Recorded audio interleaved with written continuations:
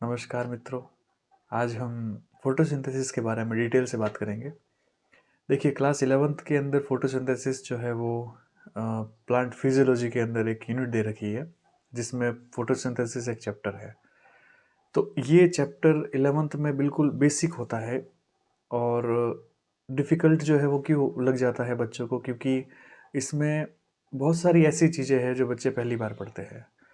10th तक आपने photosynthesis की सिर्फ एक रिएक्शन पढ़ी थी और अब उस रिएक्शन को पूरा एक्सप्लेन करके बताया हुआ है कि CO2 का क्या रोल होता है, H2O जो है वो क्या करता है, ग्लूकोज बनाने के लिए कितनी एनर्जी यूज़ होती है, कौन सी साइकिल के थ्रू CO2 जो है वो यूटिलाइज होकर के और ग्लूकोज बनता है, कौन सी वेवलेंथ जो है वो प्लांट एब्जॉर्ब करता है, कितने टाइप के पिगमेंट्स होते हैं, लाइट का क्या नेचर होता है, फिर उसके बाद में कौन कौन से लिमिटिंग फैक्टर्स होते हैं, है ना। वेवलेंथ जो है वो कितनी चाहिए, एनर्जी कितनी चाहिए, फोटोन कितने चाहिए, कितनी क्वांटम यील्ड जो है वो चाहिए होती है, रेट ऑफ फोटोसिंथेसिस जो है वो क्या होती है ना। क्लोरोफिल के स्ट्रक्चर के अंदर बहुत डिटेलिंग के अंदर थाइलेकोइड क्या होता है, फोटो सिस्टम क्या होते हैं, पिगमेंट सिस्टम क्या होते हैं। फिर अगर हम इसमें सारी चीज़ों को देखें तो बच्चा जो है वो ये पहली बार पढ़ने की वजह से काफ़ी कंफ्यूज होता है। मैं ये कर रहा हूँ कि फोटोसिंथेसिस के नोट्स, है ना, स्टेप बाय स्टेप आपको बताऊंगा। आपको फोटोसिंथेसिस चैप्टर जो है वो बिल्कुल बेसिक से, बिल्कुल स्टार्टिंग से डेफिनेशन से चालू करना है और एंड तक उसको पढ़ना है। 11th के लिए वो पहली बार जो है वो, क्योंकि बेस होता है तो इम्पोर्टेंट ही है। फिर 11th 12th करने के बाद में अगर आप नीट कर रहे हो, तैयारी कर रहे हो नीट की या किसी भी कंपटीशन एग्जाम की, उसमें फोटोसिंथेसिस से खूब सारे क्वेश्चन आते हैं, वो भी इम्पोर्टेंट है इसलिए। और फिर आप कॉलेज में जाते हो, फिर से चैप्टर आता है फोटोसिंथेसिस का। तो यहाँ पर चाहे 11th का बच्चा हो, 12th का बच्चा हो, किसी कंपटीशन एग्ज़ाम की तैयारी करने वाला बच्चा हो या कॉलेज का बच्चा हो, मैं 11th से लेकर के UGC तक जो भी चीज़ें फोटोसिंथेसिस में आती है वो सारी कवर करूँगा। और आप जो है वो इस चीज़ को नोट्स की फॉर्म में आराम से आप बना सकते हो, क्योंकि मैं इसमें 15 20 25 मिनट के छोटे छोटे वीडियो जो है वो बनाऊंगा, ताकि आप टॉपिक वाइज उसको जल्दी से पढ़ सके और रिवाइज कर सके। ठीक है। हालांकि लंबे वीडियो जो है वो हम बना सकते हैं 2 2 3 3 घंटे के, लेकिन फिर क्या होता है कि जब हम टॉपिक सर्च करते हैं तो हमको पर्टिकुलर टॉपिक नहीं मिल पाता, इसलिए मैं छोटे छोटे टॉपिक टाइप आपको नोट्स की फॉर्म में वीडियो दूंगा। तो हम बिना समय गवाए सीधा स्टार्ट कर लेते हैं हमारा ये चैप्टर, प्लांट फिजियोलॉजी का फोटोसिंथेसिस। ठीक है। तो आइए हम सीधा स्क्रीन के ऊपर आपको लेके चलते हैं कि फोटोसिंथेसिस में हम नोट्स वाइज उसको कैसे पढ़ेंगे। चलिए।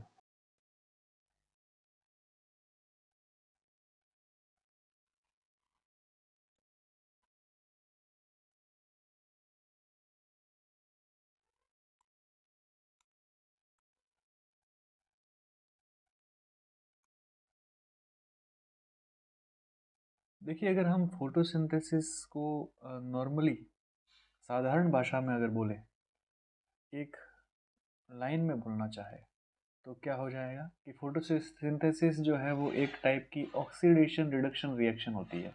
बस इतना सा बोल दो, आपका काम चल जाएगा। ऑक्सीडेशन रिडक्शन रिएक्शन का मतलब क्या हो गया कि यहाँ पर वाटर जो है उसका तो हो जाता है ऑक्सीडेशन, और जो CO2 है वो हो जाती है रिड्यूस। ठीक है। तो photosynthesis is an oxidation reduction reaction in which oxidation of water takes place and CO2 reduce।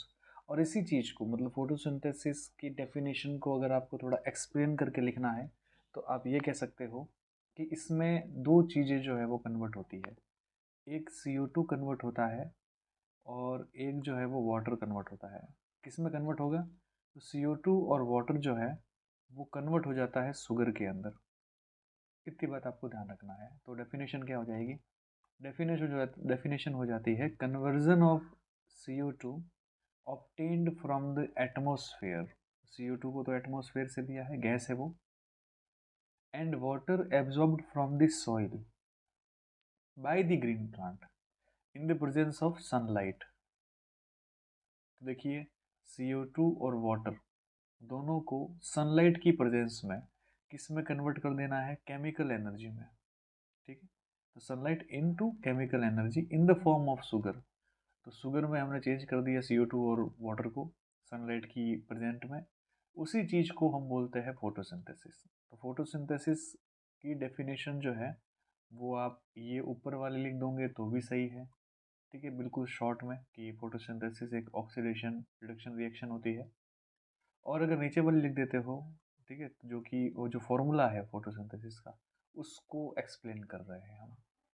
अब देखिए, अगर अपन यहाँ नीचे की तरफ किसी फोटोसिंथेसिस की रिएक्शन को देखें तो इसको हम किस तरीके से लिखेंगे? हम इसको लिखेंगे 6CO2 प्लस 12H2O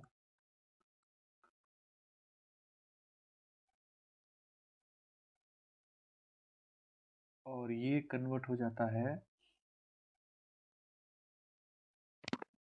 C6H12O6 में। इसके साथ में ही 6H2O मिलते हैं और 6 ऑक्सीजन के मॉलिक्यूल मिलते हैं। अब देखिए, क्योंकि हम फोटोसिंथेसिस को स्टेप बाय स्टेप बिल्कुल नोट्स की फॉर्म में हम उसको समझा रहे हैं, तो आपको वो उसी तरीके से जो है वो मेमोरी में दिमाग में रखना है कि किसके बाद में क्या चीज़ लिखनी है, जो कि आपके लॉन्ग टाइप के जो क्वेश्चन आते हैं उसमें भी हेल्प मिलेगी आपको नोट्स पढ़ने में। और दूसरी चीज़ जो है वो, अगर आपको MCQ आते हैं तो उसमें भी आप चीज़ों को समझ सकते हो आसानी से। जैसे ये है यहाँ पर 6CO2। देखिए, CO2 और H2O जो है वो आपस में दोनों ही इनऑर्गेनिक कंपाउंड है। कैसे कंपाउंड है? इनऑर्गेनिक कंपाउंड है। तो यहाँ ध्यान रखिए, आप मैं जो लिख रहा हूँ उसके ऊपर, ये दोनों ही इनऑर्गेनिक कंपाउंड सनलाइट की प्रेजेंट में, ठीक है, क्लोरोफिल की हेल्प से, बिना क्लोरोफिल तो हुआ नहीं काम, तो सनलाइट की प्रेजेंट में क्लोरोफिल की हेल्प से इनऑर्गेनिक कंपाउंड इस वाले ऑर्गेनिक कंपाउंड में चेंज हो जाता है। ये ऑर्गेनिक कंपाउंड हमने बना दिया। तो ये होगी अपने फोटोसिंथेसिस की रिएक्शन, ठीक है। ये किसका फॉर्मूला है? ग्लूकोज का फॉर्मूला है। ये याद रखना है आपको, ग्लूकोज कार्बोहाइड्रेट है। डिटेल के अंदर कार्बोहाइड्रेट का जो है वो टॉपिक हमने पढ़ाया हुआ है। अब आगे बात करते हैं। देखिए क्या हुआ था, डेफिनेशन को ही मैं फॉर्मूले की फॉर्म में लिख रहा हूँ, जो हमने अभी ऊपर डेफिनेशन लिखी है। हुआ क्या था वहाँ पे? हुआ ये था कि बेशक CO2 जो है वो रिड्यूस हो गई थी, तो 6CO2 जो है वो रिड्यूस हो जाती है किसमें? ग्लूकोज के अंदर। और जो 12 मॉलिक्यूल थे H2O के, वो ऑक्सीडाइज हो जाते हैं और उसमें से ऑक्सीजन निकलती है। तो हम क्या कहेंगे? What is the source of oxygen? ठीक है, ऑक्सीजन जो है उसका सोर्स क्या है, स्रोत क्या है उसका?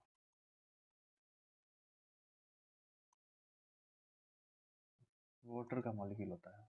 ध्यान रखना, H2O जो है वहाँ से ऑक्सीजन निकलती है, ना कि CO2 से। छोटी क्लास में हम पढ़ते हैं कि CO2 जो है वो प्लांट CO2 लेता है, O2 देता है, ठीक है। हाँ, बात सही है। लेकिन जैसे ही आपको थोड़ा सा एक्सप्लेन करने के बारे में बोला जाए, तो CO2 जो है वो ऑक्सीजन नहीं निकालती है, ऑक्सीजन निकालता है H2O। स्प्लिट होता है, हम पढ़ेंगे आगे हील रिएक्शन के अंदर, तो आपको डिटेल में समझ में आएगा। चलिए, तो CO2 तो क्या हो गई यहाँ पर? रिड्यूस हो गई, रिडक्शन। और H2O जो है वो हो जाता है उसका ऑक्सीडेशन। ये होगी बात क्लियर। फिर जो सोलर एनर्जी है,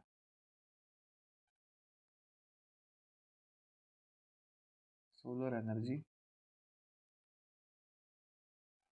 वो किस में कन्वर्ट हो जाएगी? केमिकल एनर्जी में।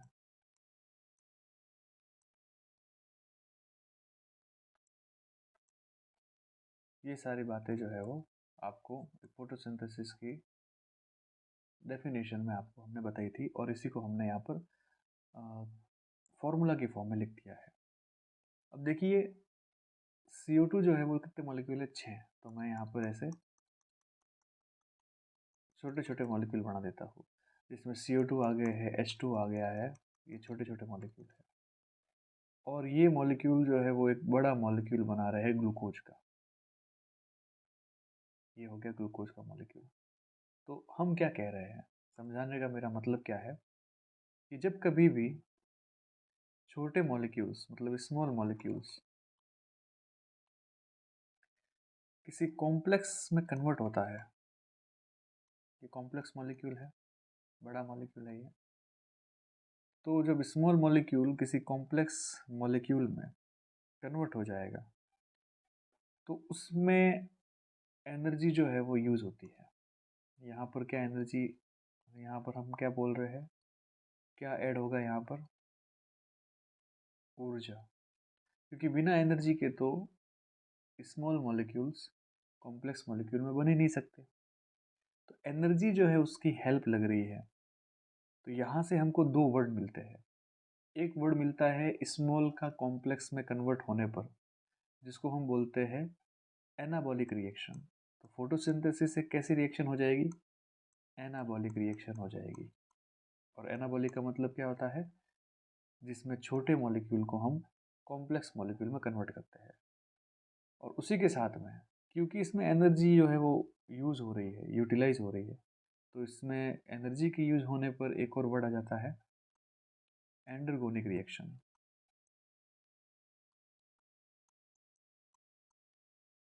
तो हम कहेंगे कि फोटोसिंथेसिस जो है वो एक एंडरगोनिक रिएक्शन भी होती है।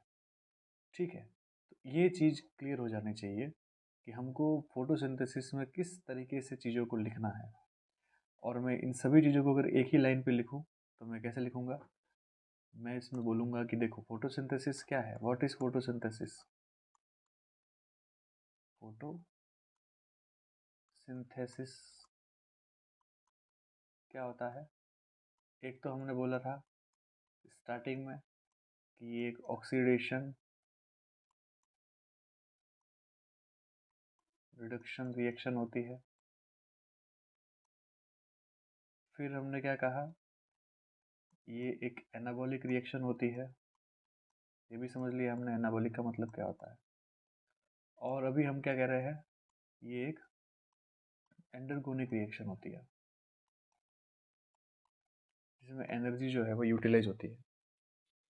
तो फोटोसिंथेसिस के ऊपर MCQ के हिसाब से अगर सवाल आते हैं तो आपको अगर सामने 3 रिएक्शन लिखाई दिखाई दे तो आप टिक लगा सकते हो।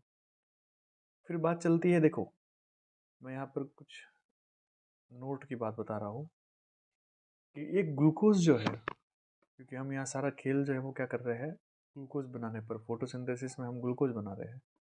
तो अगर हम कहें कि एक मॉलिक्यूल मुझे ग्लूकोज बनाना है तो उसके लिए आगे पढ़ेंगे हम कि 6 केल्विन साइकिल चलती है। ठीक है, और एक जो केल्विन साइकिल है उसको चलाने के लिए हमको 2 NADPH और उसी के साथ में 3 ATP की ज़रूरत होती है।